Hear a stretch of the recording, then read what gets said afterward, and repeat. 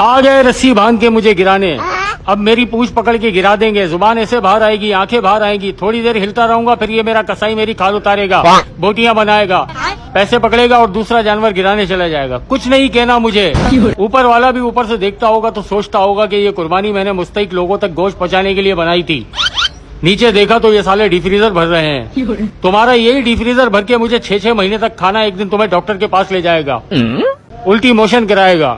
खाओ, कबाब खाओ, कलेजी खाओ, टिक्के खाओ, दिन रात खाओ, सुबह शाम खाओ, कुछ नहीं कहना मुझे। खाओ खाओ।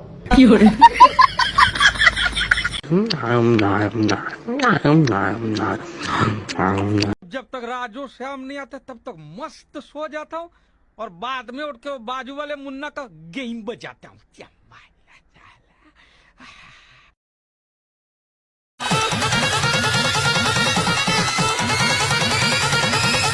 आ गए मेरी मौत का तमाशा देखने।